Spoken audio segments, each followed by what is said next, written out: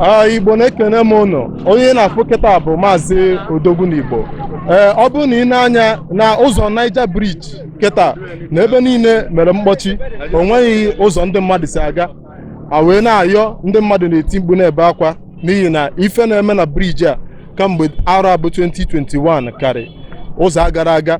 Mgbe ọbụla ndị mmadụ na-ata afụfụ n'ụzọ a apụta akpụrụ, ụfọdụ oge ka a na-akwụgide chijie ma ma mfe ebe a esi wee gaa.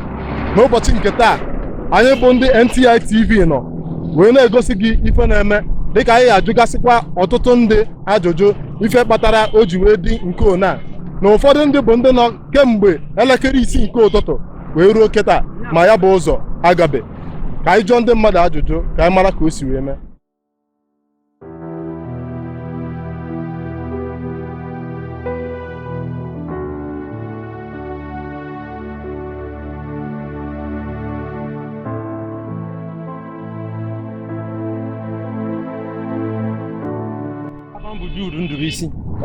Jude Ndubuisi nọ anyị bụ ndị N.T.I TV. Biko ị nwere ike ịkọwa ihe kpatara ụzọ a ji wee kpọchie dị otu a ọ dị n'ụbọchị taata? Ife menụ bụ na nya ka m si ụka na-anata, esi m Port Harcourt Road Fege na-apụta Lagos Park. So o nwere ndị a na-akpọ ndị asma na-ebe ejidebe moto. Enwe moto park by the side na omike ọ bụ na ọ chọrọ ime kọlụ na pa ugbo ime moto si na ị blọk ụzọ pa ebulu moto ahụ apụba. So o nwere container body bụ container na-abata, so the driver wee park ya n'akụkụ ka o mee kọlụ. Unfortunately ndị abịa makpucha eme moto ya, makpucha moto ya, drag bịa sị na pa ebu eje n'ọfisi pa dị n'iru Lagos Park. Ebe obi anọlụ park ebe a kapa ji wee mere ọfisi n'Onitsha. So ebe pa na fọs driver dọba na moto ya adịtakwara mma, ịghọtago na kọlụ ka ọ na-eme ka ọ kpọọ onye nwe ebu ka ọ bịa buru ibu ya, pa wee jide the driver wee kputuo ya n'ala, pa wee jidizi aka wee nyalụ dị moto. Panyalụzie moto ahụ nwere ike nu flyover na-edescend na flyover ahụ, moto ahụ efe low brake wee pụzi ọsọ wee jide bọọsụ load full load na-anata Asaba, gbuo ndị niile nọ na bọọsụ ahụ, botu ma mmadụ na-abụ amakpu ime moto ahụ anyakwu moto ahụazi gbugbuo ma fanwa. So ndị kọntena ahụazi ndị a ndị otu pa wee bịazia wee sị mba na otego ndị a nyebekwa nsogbu n'obodo a, wee blọkụ gbazie everywhere na onwe na gọvanọ ga-abịa fụzi ya jiri anya afụ nke a. So ịpụ ebe a kịta na ị ga-afụ kọntena anwa, even though iru the container for self na onwe ya afụrọkụ iru anya bọọsụ okwu ndị mmadụ ọ dagide adagide ka nọ ebe a tapịacha ndị mmadụ nya ilu ebe anyị nwere anya efia ekwu na nwa ọzọ na gọvanọ ga-ejizi anya wee bịa fụ nke a. Even though fa mekwuzi mkpọtụ anwa jibede n'ọfisi ndị anwa kwurisizi everywhere na gọvanọ ga-abịa were anya fugoro ife amen sinsi nya ka ife ame banya na o'clock ụtụ nya.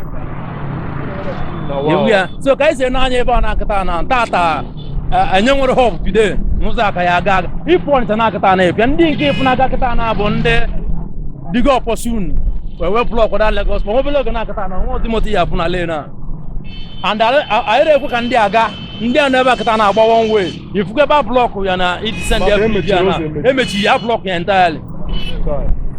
Polisi emenwere anything na nke amị emenwere anything na gọvanọ ka na-eche ka ọ bịa were anya afụ ndị ahụ odinye Oliver na-eme na Anambra. Mana ndị a kwesịrị ka etiri ife anya, mbụ ndị a na-ablọkụsị ndị moto n'okporo ụzọ kwesịrị ka etiri ife anya. Many times na nwere onye na gọọmenti na ọbụla mfanwa dị ife ọlụ ọ na-ekwu many times onye ma bụ the problem now.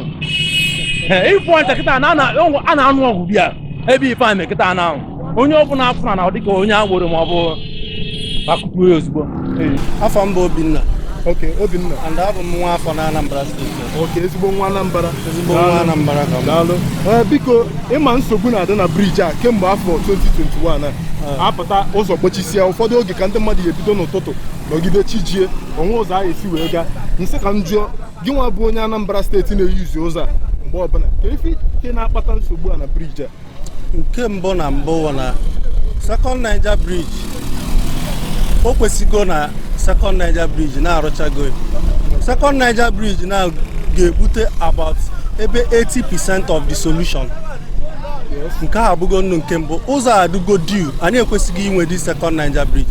Then nke ịbụa na Anambra steeti anya ị na-anabata na Anambra the amount of talks dị na Anambra steeti na ndị agboro dị na Anambra na mmadụ ego afọ abemodi ya ka mgbe nje bụrụ onye Anambra ndị ezigbote ihe mwute emechaa nọkọta asị na ndị agboro a na ọwụ gọọmenti dịrị ha anyị anọzi ndị ọbụ ndị gọọmenti dị iri a na-akwụchi ụzọ na-ana ndị mmadụ ego ọ bụghị ihe kwesịrị ekwesị biko ihe anyị na-ayọ obi anọ asị gọvanọ ndị Anambra ya wepụsịara anyị ndị tọks a na-akwụ n'ụzọ o nwere nnukwute asidenti na-ame n'ụzọ ọ bụrụ na ọ pụtara nọ ndị tọks ndị kọsịrị ya ebe a na-achụ moto mmadụ pụta okporo ụzọ gọọmenti rụrụ mmadụ apụta bụrụ osisi kwuchie n'ọnụ ụzọ na-achị na nwoke ibe ya ego emegide ihe abụrụ ihe anyị na-afụ kwa mbọsị na Anambra ihe abụghị ihe kwesịrị ekwesị biko ihe anyị na-ayọ afọ a karịara ka anyị na-echekwa sekọnd Niger Bridge ka ọ dị redi gọọmenti ma ihe a ga-eme ka ụzọ wee na-aga aga ha mere anyị.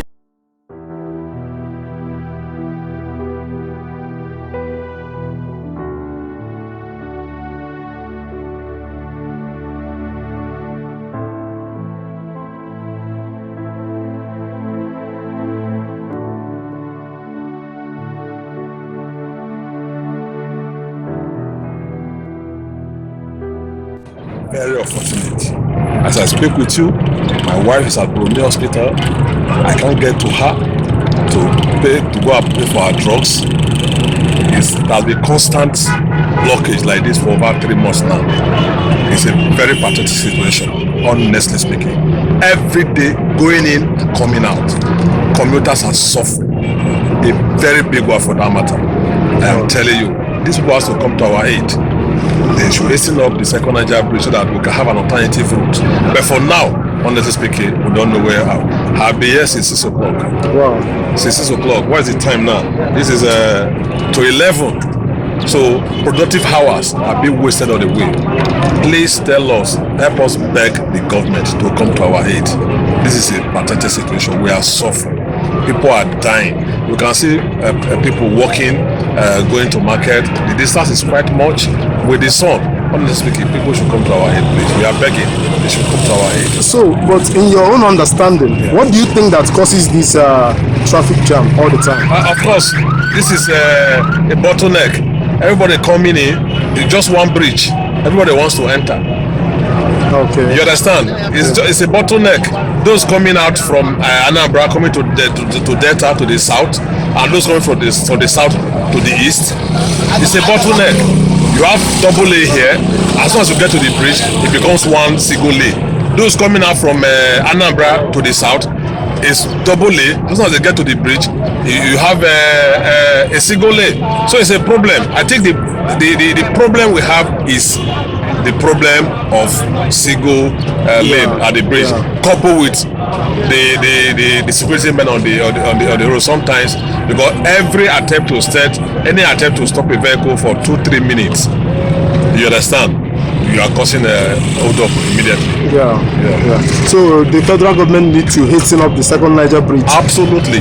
To ease things for us here. They need to hasten up the construction of the second Niger Bridge so that people can have an alternative route, because the situation is too bad. I must be very frank with you. Not even the people, the government itself are losing money in this process. People want to go and do business, they don't want to go. So people will remain at home.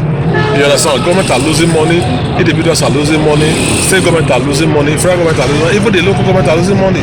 People are losing money. And you know, RBS is 6 o'clock, productive time is being wasted. It's not fair, honestly speaking. Imagine it's an emergency. What will happen? Then the next thing is going to be dead. Honestly speaking, so I think they should listen up to see how they can help us. Honestly speaking, thank you so much, and I appreciate you. Please, this message should go to the federal government. Thank you.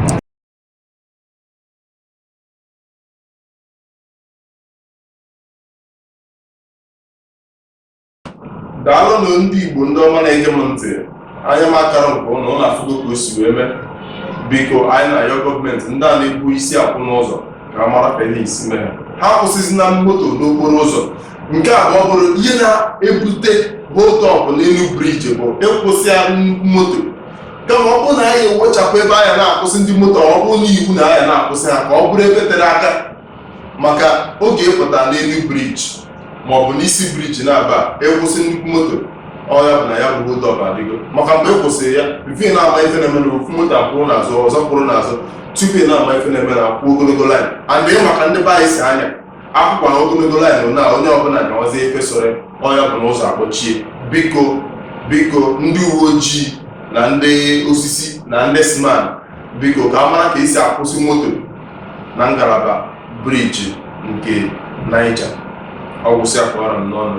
Echefukwana afa m bụ Odogunigbo. O nwekwara ife ịfụrụ ihe achọ ka ndị N.T.I TV bịa nyo ịkpọ ya na fon, kpọọ nọmba ndị na-aga n'ihu skrin ugbu a, anyị abịa nyo ya. Ọ bụrụkwa na ọ bụrụ ife anyị abịa nwe ihe eji fonu gị isee ya, isendee ya na WhatsApp nọmba nke edere Odogunigbo. Ọ bụrụ na isendee ya, o yiru anyị aka ma anyị egosikwa ya mbụ mgbadalụ ma ọ dịrị ụnụ mma. Ndị na-akwado N.T.I TV bụ Flawless Cosmetics Limited. Ọ bụ ha na-arụpụta Baby Secret ka ahụ nwa gị dị pọlị pọlị.